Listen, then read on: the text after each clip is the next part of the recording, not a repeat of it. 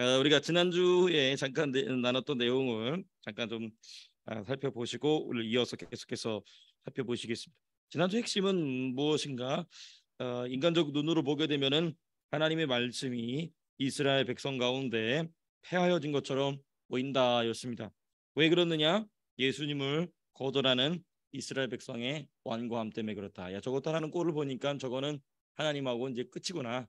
하나님이 저 사람 저 이스라엘 백성에게 주셨던 약속도 이제는 패했구나, 끝났구나 라고 우리 눈으로 보게 되면 그럴 텐데, 바울은 사람의 눈으로 판단하는 사람이 아니라 하나님의 말씀으로, 하나님 말씀을 보니까 우리 인간의 눈으로 보면 이스라엘 백성은 지금 당장에 하나님의 말씀이 폐해진 것처럼 버려진 백성처럼 보이지만, 그러나 하나님 말씀을 보니까 이스라엘 백성에게 아직 소망이 있다 얘기를 이제 얘기했습니다.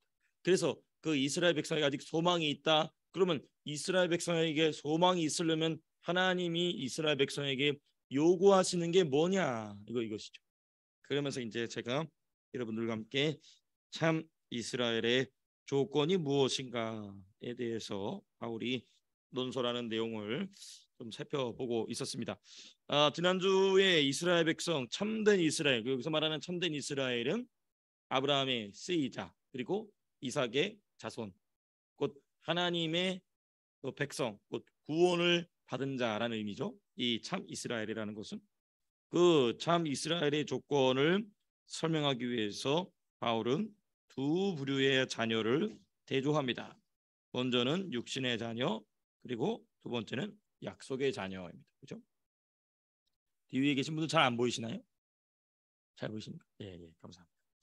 그래서 오직 우리 현진 선생님 잘 안 보이시는데 공원 선생님 잘 보인다고 하셔가지고 할 말이 없으신 거 아니신가요? 괜찮으세요? 예, 그죠, 잘 보이시죠? 예. 그리고 현진 선생님 눈이 더 안 좋으신 것 같아요. 나중에 이제 75인치 TV가 붙으면 이제 막 다 보이게 될 것입니다. 그 시간이 다가오고 있습니다.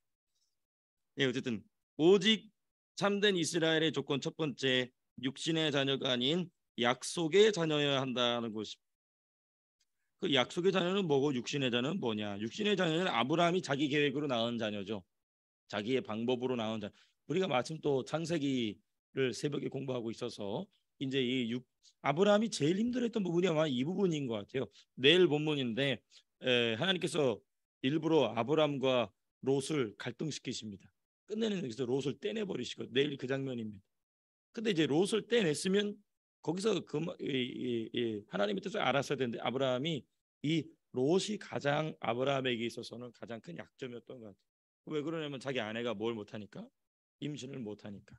그러니까 이제 그게 가장 아브라함에게 있어서 약점이지 않았나. 그 문제가 이제 나중에 가서는 하가를 통해서 이스마엘을 낳게 되는, 여기 지금 바울이 얘기하는 육신의 자녀를 낳게 되는 큰 낭패를 낳게 되죠. 근데 어찌되었든 본문으로 돌아와서 오직 이삭으로부터 나와야 된다. 왜냐? 이삭은 약속의 자녀다. 그 약속이란 말은 무엇인가? 약속의 말씀이죠. 9절에 나와 있는 9장 9절에 나와 있는 그죠? 약속의 말씀은 이것이니 명년 이때에 내가 이르리니 사라에게 아들이 있으리라 하심이라. 그렇죠? 이 얘기를 이제 바울이 인용하면서 이야기하고 있는 장면을 우리가 좀 살펴봤습니다. 그래서 우리는 이제 여기서 뭘 볼 수 있느냐? 이삭이 약속의 자녀가 된 것을 위해서 한 일이 있느냐 없느냐? 아무것도 없죠. 이삭이 약속의 자녀가 된 것은 누가 약속을 받았기 때문이냐? 아브라함이 약속을 받았기 때문인 것이죠. 그러니까 참된 이스라엘의 첫 번째 조건은 무엇인가? 너가 뭘 하는 게 아니라 아브라함이 약속을 받았기 때문이다라는 것이죠. 즉 이삭은 아브라함의 곧 약속의 자녀, 하나님의 자녀가 되기 위해서 한 일이 없다는 것입니다. 그러니까 참 재밌죠. 참된 이스라엘 백성이 되기 위한 조건, 너는 아무 일도 할 필요가 없다 하는 것입니다. 할 필요가 없다. 그럼 진짜 아무 일 할 일이 필요 없는 것이냐? 그렇지 않습니다. 십자가에 가서는 해야 될 일이 뭔지를 얘기해요. 그게 뭐냐? 주 예수를 믿으라. 너가 해야 되는 주 예수를 믿는 일이다. 이제 그 얘기가 이제 십자가에 가면 나오죠. 이게 그 지난주에서 우리가 마무리 못한 이 부분, 참된 이스라엘의 조건 첫 번째 7절까지 보고 그 다음에 이제 8절 이어서 보겠습니다. 이게 이제 참된 이스라엘의 조건 첫 번째를 이어서 살펴보는 내용인데요. 8절입니다. 8절. 8절에 무슨 내용이냐면 곧 육신의 자녀가 하나님의 자녀가 아니요 오직 약속의 자녀가 씨로 여기심을 받느니라. 예.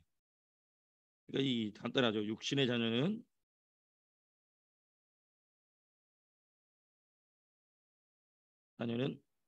하나님의 자녀가 아니다. 자녀가 될 수 없다. 될 수 없다. 예. 이 말은 무슨 말입니까? 이 말은 아무리 아브라함의 아들이라 할지라도 약속의 자녀가 아닐 수 있다는 것이죠. 예, 예.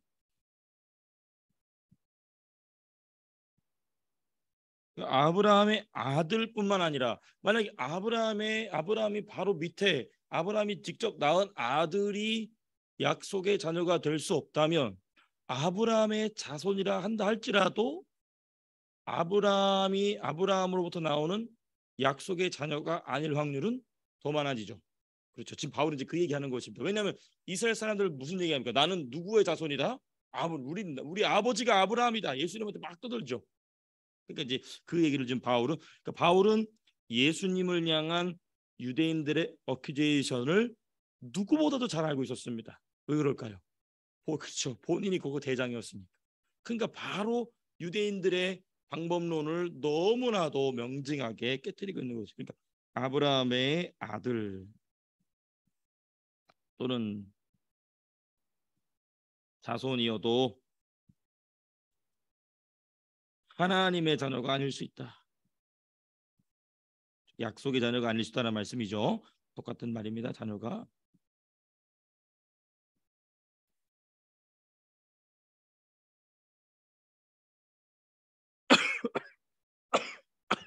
갑자기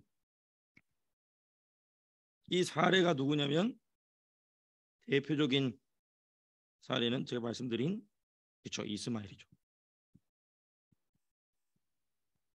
그러니까 유대인들은 이스마엘에 대한 얘기가 딱 나오면 할 말이 없는 꿀먹어진 벙어리가 되는 거죠.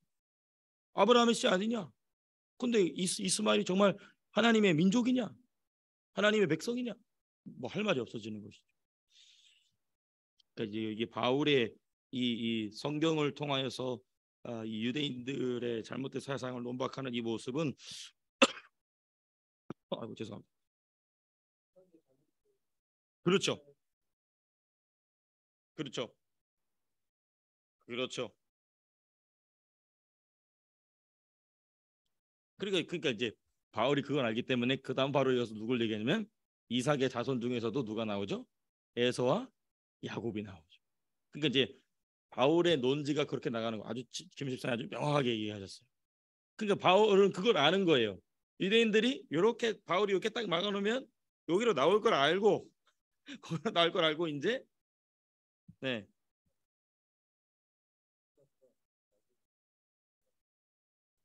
에서 그렇죠 그렇죠 그렇죠. 야곱과 에서가 더 유대인 그러니까 이제 바울은 그 사실 지금 그 얘기하고 싶은 거예요. 왜냐하면 똑같은 얘기인데 지금 제가 오늘도 중점적으로 할 내용이지만은 먼저는 아브라함이 낳은 두 아들 이스마엘과 이삭을 비교합니다. 근데 바울도 알죠. 지금 집사님이 딱 지적해내신 것처럼 이 이스마엘 얘기를 할 때는 누폴이 있어요. 구멍이 있어. 빠져나갈 구멍이 있습니다. 근데 그걸 바울 알고 일부러 그 빠져나갈 구멍으로 나가길 기다리고 있는 겁니다. 그리고 나가서 이삭의 두 아들인 에서와 야고보에 대한 얘기를 그 다음 바로 뒤에서 얘기하죠. 그러니까 이제 야, 그 봐라. 이삭의 아들이어도 하나님의 씨가 아니지 않냐? 그 얘기를 하는 것이죠. 그래서 이삭과 이스마엘에 대한 얘기를 할 때보다도 야곱과 에서에 대한 이야기를 할 때는 바울이 진짜 하고 싶은 얘기를 밑에 수면 밑에 딱 감춰놓고 있습니다. 이제 그걸 우리가 좀 발견해낼 필요가 있죠. 네, 아주 날카롭게 잘 지적해 주셨습니다. 그래서 우리는 이 부분을 좀 정돈해 놓고 그 다음을 넘어갈 텐데 그래서 이삭의 이복형이죠. 이복. 형인 이스마엘. 그렇죠? 이 이스마엘은 우리가 계속 지금 지적하는 것처럼 육신의 자녀죠. 육신의 자녀다. 이 육신의 자녀가 태어나는 원인은 무엇인가? 그러니까 우리도 육신의 자녀와 같은 일이 일어나죠. 아브라함에게 있어서는 육신의 자녀라고 나왔지만은 우리는 뭐 육신적 결과가 될 수도 있겠죠. 육신적 열매가 될 수도 있겠죠. 왜 그럼 육신적인 결과, 육신적인 열매, 아브라함에게는 왜 육신적 자녀가 태어났느냐?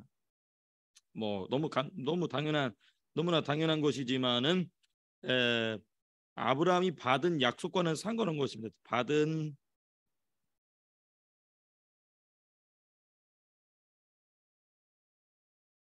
약속과는 상관없이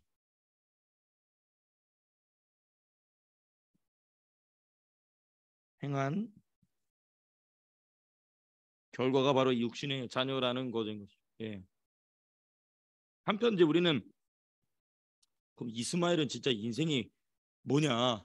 예. 근데 꼭 우리가 그렇게 비관할 필요도 없습니다. 하나님 사실 이스마엘에게 기회를 주셨다라고 제가 여러 번 말씀드렸죠. 우리가 창세기를 통해서 보겠지만은 이스마엘은 이스마엘 나름대로 하나님이 기회를 주셨다. 이스마엘도 하나님이 기회를 주셨다. 여러분 이 이스마엘 이 엘이라는 단어 자체가 하나님이라는 뜻입니다. 예. 자기 이름에도 하나님이라는 단어가 들어가 있어요.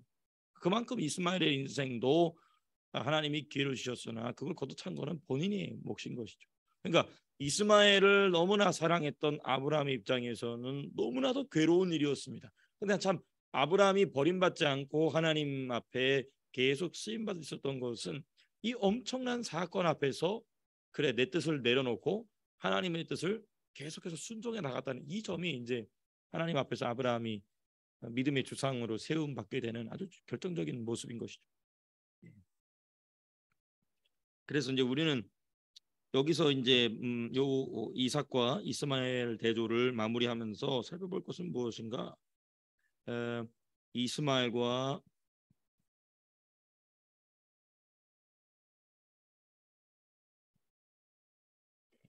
이삭을 구별한 약속에 관한 약속은 무엇인가?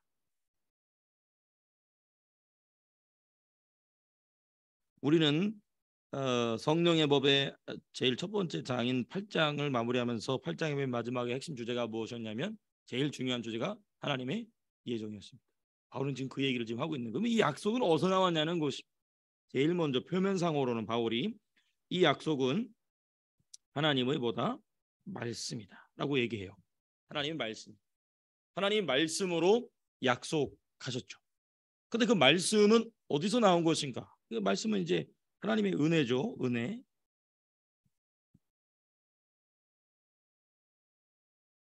하나님의 은혜 또는 하나님의 사랑이다.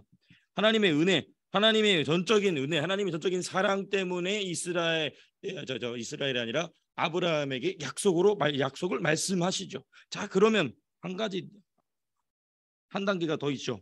그럼 하나님의 은혜와 사랑은 즉흥적인가? 그렇지 않죠. 하나님의 계획 안에 있다.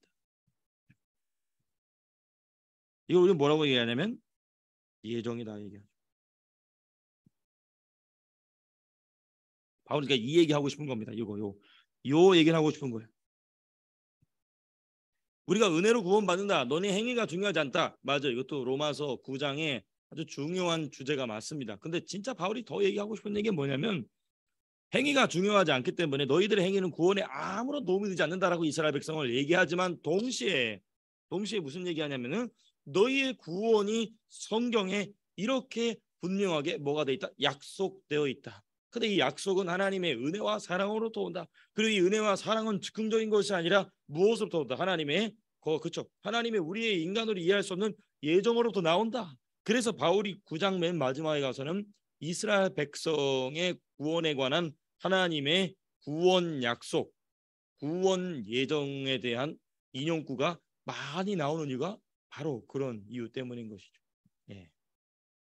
그래서 우리가 이렇게 이스마엘과 이삭을 대조하는 이 부분을 마무리 짓고 그 다음 부분인 10절에서부터 13절 참 이스라엘의 조건 두 번째 살펴보시겠습니다.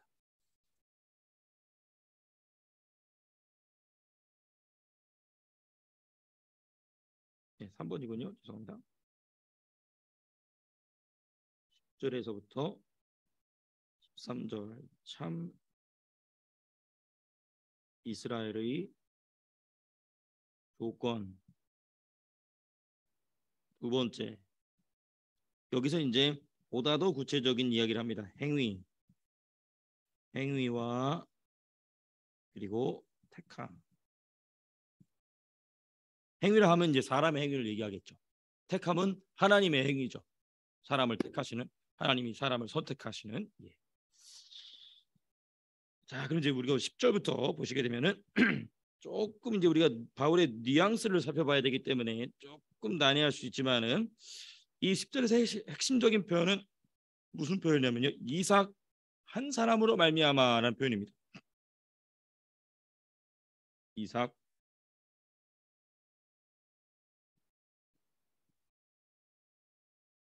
한 사람으로 말미암아 임신했다. 10절을 보시면 그뿐 아니라 또한 리브가가 우리 조상 이삭 한 사람으로 말미암아 임신하였는데, 근데 이 표현이 10절 딱 보시면서 뭔가 좀 이상하다라는 느낌이 들지 않으십니까?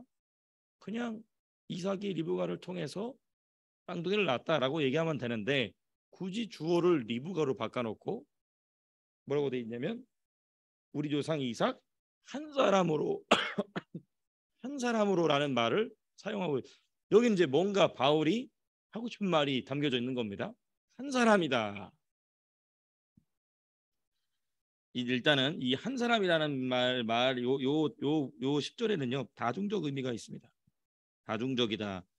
다른 의미가 섞였다는 게 아니라 같은 맥락이지만은 몇 장의 겹이 좀 있습니다. 근데 저는 이제 두 겹만 좀 한번 찾아보고 다니죠. 다중적 의미가 있다. 한번 우리 성도님들께서도 추론하실 수 있으시겠습니까? 바울이 지금 이 10절 말씀을 가만히 보시게 되면 가만히 음미해 보시면 뭔가 표현이 이상해요. 영어로도 이상합니다. 뭐 이상하다기보다 문장이 구조가 이상한 게 아니라 바울이 뭔가 의도를 해놓고 있기 때문에 이삭 한 사람으로 말미암아라는 말을 하고 있습니다. 혹시 뭐 성도님들께서도 짐작이 가시는 부분들이 있으신지요? 네네, 맞습니다. 그렇죠. 예, 그 얘기입니다. 또 우정희 선생님 어떻게 생각하십니까? C, 그렇죠. C, 그렇죠. 이삭 한 사람으로 말미암아 C에 대한 얘기다. 예. 우리 노재현 권사님께서 어떻게 생각하십니까? 예,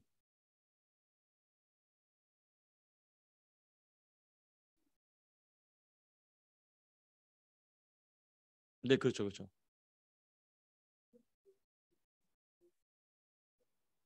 네네, 그렇죠, 그렇죠, 그렇죠. 그 꼭 정통성이 있는 시가 아닐 수 있다.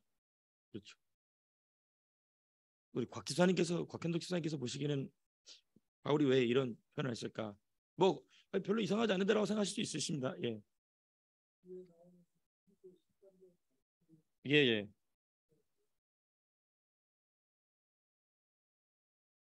네네. 예. 그렇죠, 그렇죠.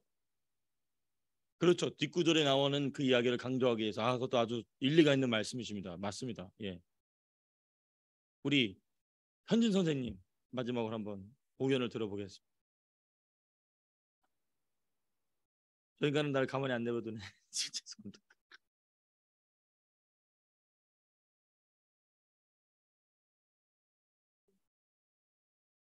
네, 그렇죠. 그렇죠. 약속을 받은 건 누구 한 사람뿐이다. 이삭 한 사람뿐이다. 아주 중요한 부분 또 말씀해 주셨습니다. 우리 성도 다 이렇게 참 감사해요. 제가 성도 이렇게 질문을 드릴 수 있는 거는요. 말도 안 되는 대답을 해서 나로 하여금 삼천에 빠지지 않게 그걸 다 제가 믿고 있기 때문에 딱 맞는 말씀 해주셨어요. 너무 감사. 특별히 현진 선 마지막에 질문 답을 정말 잘해줬습니다.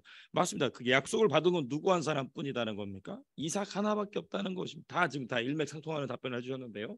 한번 좀 정리를 해보겠습니다. 우리 성도님들께서 해주신 답변을 한번 우리가 정리를 좀 해보면 첫 번째 바울이 이 이삭 한 사람이다라는 말 속에 담겨 있는 뭐냐?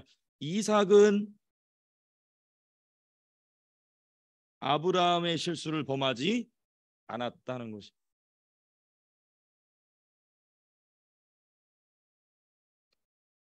아브라함의 실수를 범하지 않았다. 아브라함은 어떤 실수를 범했죠? 그렇죠. 하갈. 그래서 육신적 자녀를 낳았죠. 근데 이삭은 그렇게 했다 안 했다? 안 했다는. 그리고 이삭은 자기 아버지와 같은 실수를 하지 않았다는 것이죠. 그 이야기를 일단은 첫 번째로 의도하고 있는 것입니다. 자 그러면 그 이삭에는 그러니까 아브라함은 본인이 실수했기 때문에 그러니까 우리 김유지 선생님 정확하게 말씀해 주셨던 것처럼 그 아브라함이 실수했기 때문에 이스마엘이 나온 거기 때문에 그건 어쩔 수 없는 거 아니냐라는 말을 이삭한테는 할 수 있다 없다? 할 수 없다는 것입니다. 왜? 이삭은 아브라함과 같은 실수를 하지 않았기 때문에 약속의 자녀로서 육신의 자녀를 낳는 행위를 하지 않았다는 것입니다. 그런 거 보면은 이삭의 인생이 나중에 가서는 좀 눈이 침침해졌으나 끝까지 첩이나 둘째나 셋째 아내를 두지 않았다는 점에 있어서 이삭은 이삭이 두 아들 야곱과 에서의 갈라지는 이 형태는 정말 이스라엘 백성으로 하여금 꿀을 먹은 벙어리처럼 되게 만드는 중요한 사례가 되는 것이죠. 그러니까 바울은 일부러 이삭 한 사람으로 말면 이강가는 게 바로 그겁니다. 그러니까 이삭 한 사람이라는 걸 강조할 때 유대인들은 뜨끔할 수밖에 없죠. 할 말이 더 이상 없으니까. 그렇죠? 그래서 그렇죠. 그것도 중요합니다. 그러니까 이제 바울은 이게 이제 이거는 예.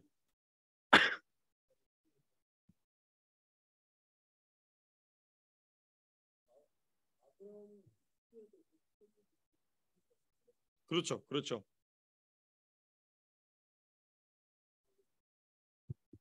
네, 네, 네. 하나님께서 허용하시죠. 그건 근데 그건 조금 어려운 주제긴 하지만 예. 그렇죠. 네, 네, 네. 네, 네.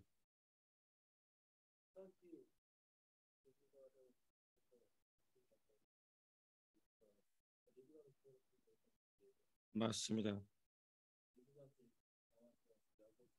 음.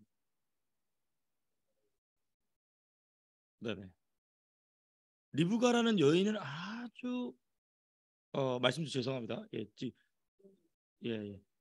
그렇죠. 리브가를 그렇습니다. 그래서 네, 뭐 더 이상 자녀 계획이 없으시겠지만은 딸을 낳으면 리브가라는 이름을 지으라는 말씀을 드리고 싶지만 뭐 그런 말씀을 드렸다가는 예, 그건 안 되니까 이제 무슨 얘기하고 있는지도 모르겠는데 리브가는 아주 특별한 여성입니다.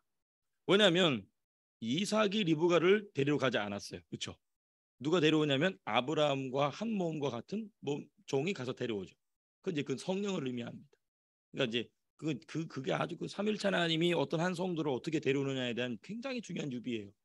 아브라함은 성부 하나님이죠. 그리고 성자를 의미하는 이삭은 기다리고 있고 누가 가서 냐면 엘리에셀이 데려줘. 성령이 선물을 줘서 그 한 영혼을 그 아들 이삭에게로 데려오게 하죠. 근데 이때 이 리브가의 행동이 중요합니다. 그걸 자꾸 누가 막죠? 그 오빠 라반인가요? 라반이 계속 막 하여튼 라반의 인생은 하여튼 인간이 좀 지저분한 인간. 라반이 계속 뭐 하루만 더 있어라 이틀만 더 있어 계속 그러거든요. 근데 그걸 박차고 나가는 주체가 누구냐면 리브가입니다. 그러니까 창세기에 모세가 리브가에 대해 이게 창세기 설교할 때 해야 되는 내용인데 하여튼 창세기에 모세는 일부러 리브가가 아브라함의 가문으로 들어오는 장면을 의도적으로 자세하게 기록합니다. 이게 성령의 의도겠죠. 그리고 그 모세에게 하나님이 그런 의도를 넣어 주신 것을 누가 관통하고 있냐면 지금 바울이 관통한 것입니다. 그러니까 주어를 이삭이 아니라 리버가로 바꿔놓은 것이죠. 그리고 실제적으로도 에서가 아닌 야곱에게로 생명계대가 이어가도록 그것을 모든 사건을 꾸민 건 누구냐면 리브가예요. 아들을 도와주. 야, 네 아빠가 좋아하는 거 이거니까 너는 이렇게 모든 작전을 누가 짜냐면 리브가가. 그러니까 이러한 모든 리브가의 활동은 누가 지지하시는 거였냐면 성령이 지지한. 그리고 그것을 바울은 캐치했기 때문에 우리 성경에 보게 되면 남자라 할지라도 뒤에 나오게 되고 여자라 할지라도 앞에 나오는 경우가 있습니다. 그건 다 의도가 있는 겁니다. 그냥 우연히 쓴 게 아니에요. 다 의도가 있는 것이. 특별히 오늘처럼 이렇게 맥락 안에서 흘러갈 때 리브가라는 단어가 지금 우리 김수태 말씀하신 것처럼 또 제가 지난번에 한번 말씀드린 것처럼 왜 먼저 나왔느냐. 모세를 통하여서 성령이 조명하실 때 리브가의 그런 행동을 기쁘게 여기셨고 그 기쁘게 여기심을 바울이 창세기를 성령을 통하여서 보면서 캐치해낸 것이죠.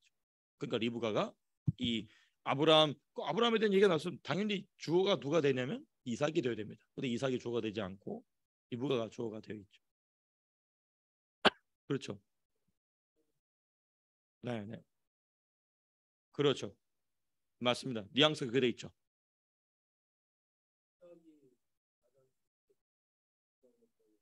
그렇습니다. 그렇습니다. 그렇습니다. 그러니까 이삭의 인생은 나중에 이제 우물을 파는 것 말고는 그러니까 이삭의 인생은 크게 두 가지 사건입니다. 첫 번째는 뭐냐면은 모리아 사건이고 두 번째는 이제 이 샘을 파는 사건입니다. 이 두 사건이죠. 근데 그럼에도 불구하고 하나님은 이삭의 인생을 평온하게 해주셨어요. 왜냐하면 그만큼 모리아 사건이 엄청난 사건이었기 때문에. 왜냐하면 아브라함이 이삭을 모리아 제단에 올려놓기까지 몇 년이 걸려면 25년 걸렸거든요. 예. 근데 이삭은 반항하지 않고 그냥 그날로 끝난 거예요. 그러니까 아브라함은 25년 걸린 거를 이삭은 그날 하루로 끝낸 겁니다. 그러니까 하나님도 이삭의 인생을 그냥 다 그냥 뭐 뭘 노력 안 했는데도 막 잘 되게 해주시죠. 이제 그게 창세기 그러니까 이삭의 인생은 그러니까 창세기에 비교적 짧게 나옵니다. 그래서 뭐 할 말이 없어. 왜? 하나님이 요구사항을 빨리 끝냈으니까. 하나님 요구사항을 빨리 못 끝내는 이제 할아버지와 손자가 나오죠. 할아버지는 그래도 아름다웠어. 야곱은 나이가 들어서까지 힘들어. 나이가 들어서 이제 죽을 때가 다 돼서 그제서야 요셉을 만납니다. 그만큼 사람이 강했다는 것이죠. 그러니까 이 에서와 야곱은 종이 한 장 차이였을 뿐이었다. 예. 그런 걸 이제 우리가 생각해 볼 수 있죠. 창세기 재밌죠. 예. 좋습니다. 어디까지 했는데 예, 그렇죠. 그래서 이삭은 아브라함의 실수를 범하지 않았다. 곧 육신의 자녀를 낳는 실수하지 않았다는 것이죠. 네. 네. 그렇죠. 그러니까 이거 보면요. 이게 지금 이제 맞습니다. 그 아브라함의 가문에 시집간 여인들이 좀 대가 셉니다. 왜냐면 사라도 보면은 아브라함이 자기 아들을 데리러 갈 때 누구한테 말 안 합니까? 사라한테 말 안 해요. 왜? 이 노예가 미쳤나 이제 그럴 사람이거든요. 그러니까 물론 사라도 정말 대단한 열국의 어머니라는 위대한 신앙의 사람이지만 그 모리아 사건에는 아브라함이 개입시키지 않아요. 또 리브가도 보면 지금 말씀하신 것처럼 굉장히 주도적으로 나중에 그러니까 리브가도 이 이삭이 그 영성이 이 시들지 않았을 때는 리브가가 전면에 나오지 않습니다. 이삭이 우물을 계속해서 파거나 또는 모리아 산에 올라가거나 이런 사건에 있어서는 리브가가 전면에 나오지 않습니다. 근데 이제 이삭이 논년에 가서 눈이 침침해졌을 때 그때 부부가 함께 짭으로 드는 게 아니라 리브가가 팍 치고 나가죠. 예. 그리고 또 야곱의 아내들도 뭐 대단한 사람들이죠. 뭐 레아도 그렇고 라헬도 그렇고 뭐 지독한 사람들이죠. 그래서 막 자기 몸종들 데려다가 남편하고 동침시켜가지고 어떻게 해서 아들을 막 낳으려는. 하여튼 이 아브람 이거 보면은 아브람, 이삭, 야곱은 남자들이 조금 뭐라고 얘기해야 할까요? 내성적 사람들인데 고집은 센 사람들. 그래서 이 아내한테 눌려 사는 사람들 뭐 이런 건 아닐까라고 저는 이제 어렸을 때 성경을 보면서 그렇게 추측을 했었는데 왜냐하면 아내들의 역할이 굉장히 강했거든요. 이거는 성경에 없는 내용이고 제 개인적인 추측입니다만은 김 지사님 말씀해 주신 맥락 안에서 좀 제가 좀 어렸을 때 해봤던 생각을 나눠봤습니다. 육신, 그러니까 여기서 말하는 육신의 자녀는 그렇죠. 자기가 방법을 내지 않았다는 것이죠. 그러니까 에서가 육신의 자녀가 된 거는 이삭의 잘못이 아니라 에서 본인의 잘못인 것이죠. 그렇죠? 이스마엘이 육신의 자녀 이스마엘이라는 육신의 자녀로 나타난 것은 누구 잘못이냐면 아브라함 잘못이죠. 이제 그 부분에 차이가 있는 것이죠. 예. 그래서 이제 바울은 육신의 자녀라고 얘기하지 않고 행위에 관해서 이야기합니다. 행위와 하나님 선택에 관한 얘기가 이제 이삭의 두 아들에 관한 쌍둥이 아들에 관한 이야기는 이제 그 방향으로 나가게 되죠. 일단 먼저 한 사람으로 말미암아 임신했다라는 이 말의 첫 번째 의미는 이 부분이었고, 두 번째는 이삭의 자녀로 태어나는 것이 약속의 자녀가 되는 것을 보장하지 않는다는 것입니다. 예. 이삭의 자녀로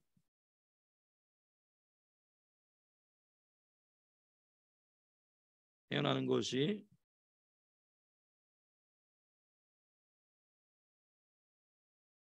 약속의 자녀가 되는 것을 보장하지 않는다.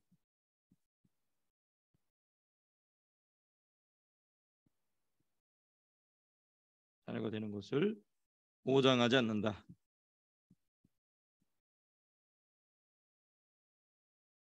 그러니까 이거를 이제 쉽게 얘기하면 이런 것이죠.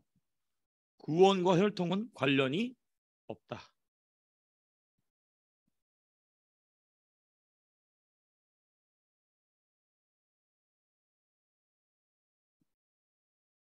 이 없다. 물론 구원받은 자에게는 혈통이 매우 유익한 부분이 있죠. 근데 조건이 있습니다. 뭐죠? 구원받은 자. 그러니까 이런 겁니다. 신앙의 금자탑을 쌓았던 정말 멋진 조상들이 있다. 근데 그 자녀가 예수를 믿는다. 그러면 당연히 그 혈통은 유익하죠. 왜? 그 자녀가 죄를 범해도 누구 때문에? 그 조상들 때문에 하나님이 그것을 정상 참작해 주시는 경우가 성경에 기록되어 있기 때문에. 그러나 아무리 부모 세대나 조상 세대가 잘했다 할지라도 그 사람이 구원받고 안 받고의 문제는 관련이 없다는 것이죠.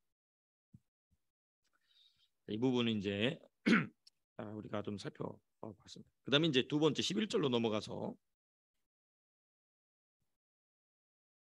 11절에서부터 이제 13절입니다. 그럼 무엇이 사람의 구원을 결정하느냐?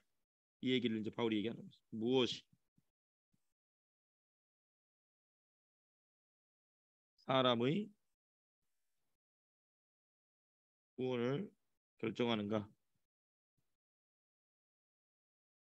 그러니까 우리가 성경만 제대로 공부해도 사실 무슨 뭐 구원론을 공부해야 된다 이런 거 할 필요가 사실 없어요. 네. 그러니까 이제 그거는 순전히 목회자의 열심입니다. 열심과 그게 핵심인 것이죠. 그러니까 우리가 성경만 제대로 공부해도 구원이 이렇게 성경에 이 구원에서 이렇게 얘기하는구나. 이거 이제 우리가 볼 수 있죠. 자, 그럼 이제 이 부분은 어, 위에 했던 얘기입니다. 이삭의 자녀라고 해서 구원받는 거 아니다 하는 것이죠. 예.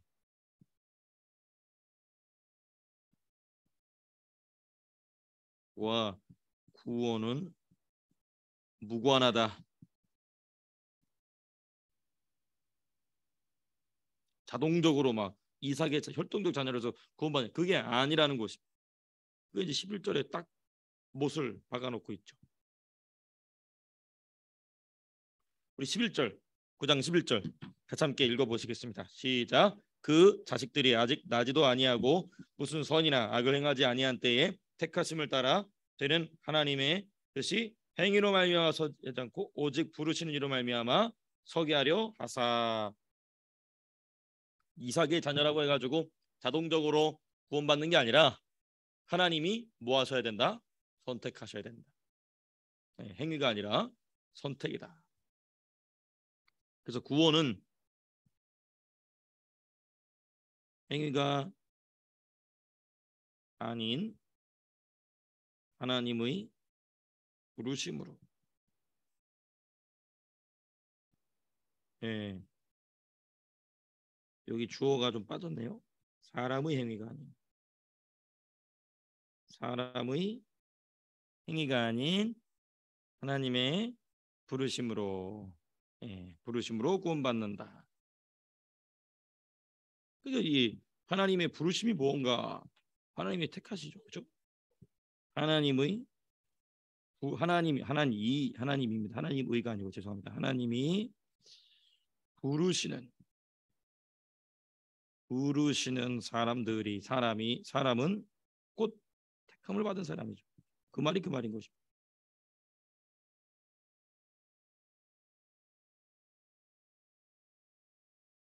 그래서 뭐 청교도 신학을 보게 되면 구원의 서정이라고 그래가지고 맨 처음에 보면은 효과적 부르심, 그다음에 부르심, 중생, 뭐 거듭남, 뭐 이렇게 과정이 쭉 있어요. 근데 그거는 우리가 나중에 뭐 교리반을 좀 더 깊게 하면 해야 되는데 글쎄 뭐 그거 굳이 뭐 알 필요 없지만은 구원론을 너무 집중하다 보면은 뭐가 무슨 폐단이 있냐면요. 구원론 그 자체에 빠져버려요. 구원받은 사람이 어떻게 역동적으로 구원을 건설해 갈 것이냐에 대해서는 이 집중을 못하게 되는 폐단이 있죠. 본문으로 돌아와서 이 택함을 받은 사람들이다. 그지 하나님의 부르심에 관해서 우리가 좀 생각을 해봐야 되겠죠. 하나님의 부르심은 곧 하나님의 부르심, 하나님의 택하심인데 하나님의 부르심, 하나님의 택하심. 이걸 이제 청교도들은 영국 사람들이 보통 대부분 청교도지 않습니까? 영국 사람들은 그런 게 있어요. 뭔가를 하나 깊이 생각하게 되면 그것의 논리성을 아주 막 집요하게 파고 들어갑니다. 로이드 존스 목사님 책을 읽어보신 분들은 아시겠지만은 그러니까 벌써 이 생각을 하는 거죠. 청교도는 그러니까 이 생각을 하는 거예요. 부르심이 먼저냐 택하심이 먼저냐? 뭐가 먼저일까요? 택하심이 먼저겠죠. 그렇죠? 택하신 다음에 그다음 뭐 한다고요? 부르신다. 그러니까 하나님의 예정, 그 택하심의 예정이지 않습니까? 그리고 그 예정은 어느 시점, 어느 순간에 그 사람에게 유효적으로 부르신다는 것입니다. 그러니까 여기서 유효적 부르심이라는 표현이 있어요. 그래서 조금 그냥 들어만 두세요. 장로교 신학이나 아니면은 이 정말 웨스터민스터 신앙 고백을 제대로 교회에서 가르쳤다면은 유효적 부르심을 다 공부하게 돼 있습니다. 근데 그 웨스터민스터 신앙 고백 소요리 문답만 하면은 유효적 부르심은 모릅니다. 근데 이제 대규리 문답이나 아니면 소요리 문답, 대규리 문답의 본체가 되는 웨스터민스터 신앙 고백 자체로 돌아가게 되면은 유효적 부르심이라는 게 있어요. 그 유효적 부르심이 뭐냐? 이 뭐냐면 effective calling이라는 것이거든요. 근데 이건 divine effective calling이에요. 그 뭐냐면 하나님이 사람을 부르실 때 항상 성공한다. 뭐는 없다? 실패는 없다. 하나님이 사람을 부르실 때 사람이 하나님의 부르심을 거절할 능력이 있다 없다? 없다는 것이죠. 왜? 누가 선택했기 때문에? 그게 바로 하나님의 절대 주권 사상이에요. 이게 이제 장로교에서 말하는 뭐 칼빈주 뭐 이게 이제 이 신학적 기반 이런 겁니다. 근데 뭐 이거 달달 외실 필요 없습니다. 기도할 때 이거 생각하면은 성령이 근심하십니다. 그냥 하나 지식을 넘어가세요. 네, 그냥 쑥 지나가시면 되세요. 그래서 순서상으로 보면 사실 하나님의 택하심 먼저고 그 다음에 그 택하심은 하나님의 섭리 가운데, 그러니까 하나님의 작정, 예정, 창조, 섭리 가운데 그 사람이 어느 시점에 누구의 자녀로서 태어나게 되면 그 시점에 하나님이 어느 순간에 그 사람을 유효적으로 부르신다는 거예요. 근데 이제 그거는 이제 나중에 더 자세하게 필요가 있다면 살펴보도록 하겠습니다. 어찌됐든 하나님의 부르심, 하나님 택하심은 무엇을 요구하지 않느냐? 하나님의 사람의 행위를 요구하지 않는다.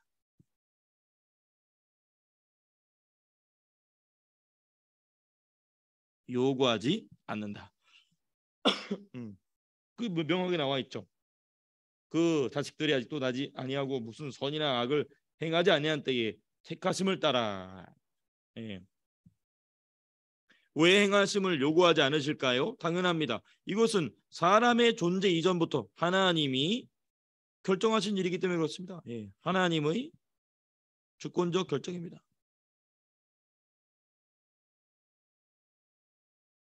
여기에 뭐 가타부타 사람이 말할 자격도 실력도 능력도 없다는 것이죠. 네. 그래서 이 말을 마귀는 이 말이 사람을 구원할 수 있는 가장 중요한 말이고 구원을 가장 견고하게 하는 말인데도 불구하고 그렇기 때문에 마귀는 사람들 속에 이걸 싹 뒤집어 놓습니다. 뒤집어 놔서 이거 봐라. 하나님이 구원 안 받을 자를 만들어 놓은 거 아니냐라는 생각을 사람 속에 키워놓죠. 근데 사실 그게 아닙니다. 이걸 거꾸로 봐야 됩니다. 이걸 거꾸로 봐서 체계적으로 논리 있게 설명하면 그게 칼빈입니다. 이게 칼빈이에요. 이게 이제 정돈해서 말씀드리면 그러므로 성도는 악행으로 자기 악행이죠. 자기 악행, 자기 죄의 악 때문에 뭐 할 필요 없다. 낙담할 필요 없다.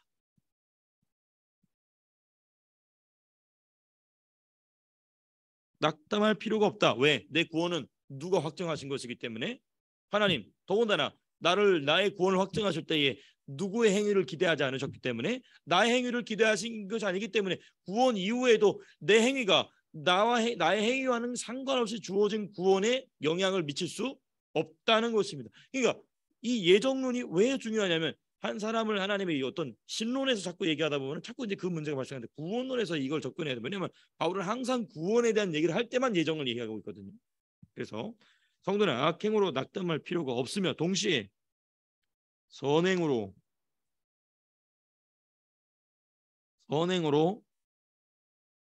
자만 자고 안도할 자격도 없다. 없으며 오직 하나님의 은혜다.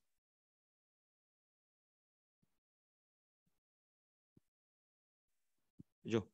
이게 이제 솔라 그라티아라고 하는 그 5가지 솔라 있지 않습니까? 솔라 피데, 솔라 스크립투라, 솔라 그레이스, 솔라 그라티아. 그다음 또 뭐죠? 5가지인데 2개를 까먹었네. 지금 뭐 5개. 오직 성경, 오직 믿음, 오직 은혜, 오직 그리스도, 오직 말씀. 그렇죠? 네, 맞아요. 맞아. 오직 성경, 오직 말씀. 하나 또 뭐지? 큰일 났다. 지금 뭐 5개 있는데 모르셔도 됩니다. 하여튼 오직 하나님의 은혜다. 예. 그래서 이 예정이 마귀는 우리로 하여금 그것을 하나님 그 어떻게 그러실 수 있나, 그게 아니라 오히려 우리의 구원을 더욱 견고하게 한다는 것입니다. 예. 자, 그다음 우리 12절 한 번 더, 12절까지만 하면 이제 마무리가 되는데요. 아이고 니은이죠. 12절. 그래서 이삭의 2 아들에 대한 하나님의 부르심이 있다는 것입니다. 이 부분 참 중요해요. 이제 이 부분에서 이제 오해가 발생하는 건데, 이삭의 2 아들에 대한 하나님의 부르심이다. 그 부르심이 무엇입니까? 12절에 나와있죠. 일부가에게 이르시되, 이 얘기를 누구한테 안 하신 거예요? 이삭한테 한 게 아니고 일부가에게 하신 거죠. 그렇죠? 그렇죠? 예, 맞아요. 그렇습니다. 예, 예. 그러니까 이제 왜 리브가 그 행동을 주도적으로 했느냐, 우리가 상세히 그때 공부하면서 보겠습니다만은 어쨌든 그렇죠. 맞습니다. 핵심 뭡니까? 큰 자가 어린 자를 섬기리라. 큰 자가 어린 자가 아니라 작은 자죠. 작은 자, 큰 자는 누굽니까? 에서죠. 작은 자, 이삭, 야곱. 작은 자를 섬기리라.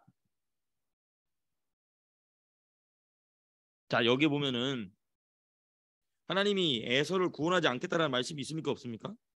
없죠. 그렇죠. 롤이 다를 뿐입니다. 역할이 다를 뿐인 거죠. 그렇죠. 롤이 다를 뿐. 그래서 이 부분 우리가 좀, 그건 결과론입니다. 예, 맞아요. 근데 그 인용이거든요. 인용구인데, 그렇죠. 그 인용구인데 그 인용구가 뭐냐면은 에서가 범죄하고 그러니까 범죄했다기보다도 에서가 자기 갈 길로 가버린 것에 대한 묘사를 해놓고 이야기가 나옵니다. 그 얘기가 나와요. 그러니까 태어나기 전보다는 미워졌다, 그게 아니고 이 맥락을 이 바울이 인용하고 있는 그 인용구는 에서가 자기 갈 길로 가버리고 난 것에 대한 제가 어디 이 말씀이 말락이었나요? 어디 말씀이 인용구거든요, 이게. 제가 근데 그 인용구가 어디서 인용했는지를 제가 메모를 좀 안 해놨는데 그 인용구가 인용된 그 말씀을 구약 성경을 보게 되면 맥락이 에서가 이런 자기가 길로 간 곳에 대하여 하나님 그래서 내가 미워한다 이렇게 얘기한다. 그 맥락 안에 있습니다. 처음부터 미워한 게 아니라. 자 그래서 일단은 그럼 하나님 왜 큰 자인 에서가 작은 자인 야곱을 섬기는 이걸 말씀하시냐? 이게 이제 뭐냐면요. 에서와 이게 지금 이제 예수님에 대한 얘기를 바울이 얘기하고 싶은 거예요. 에서와 야곱에 대한 부르심, 그죠? 이게 뭐냐면 형이 동생을 섬기리라.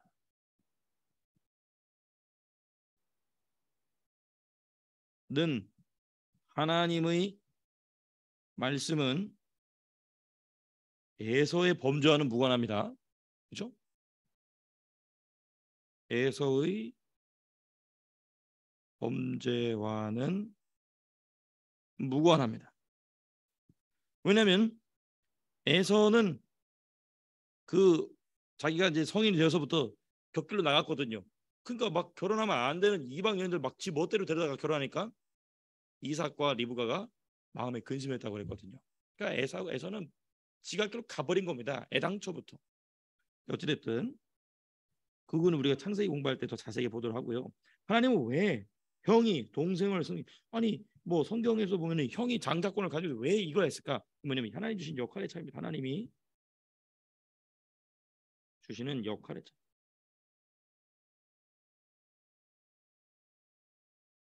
성경을 보면은 특별히 형이 동생을 섬긴다라는 이 비유는 아주 중요한 이 유비를 갖고 있습니다. 뭐냐? 큰 자보다 작은 자.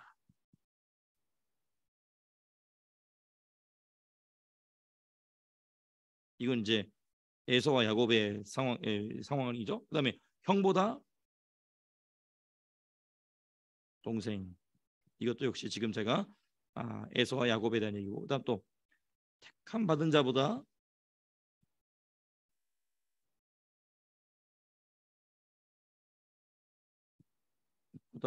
택함 받지 못한 자.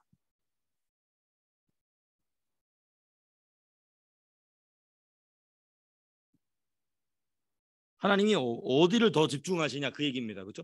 여기서 말하는 택함 받은 자는 이제 선민으로 택함 받았냐, 선민으로 택함 받지 못했냐 그 얘기입니다. 구원에 택함 받지 못해 그 얘기가 아니고, 또 이건 이제 예수님도 말씀하시죠. 먼저 된 자와 나중된 자, 그렇죠?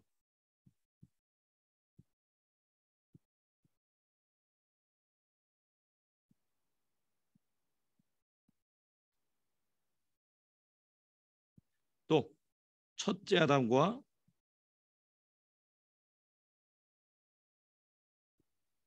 둘째 또는 막내 아담, 마지막 아담이죠, 그렇죠?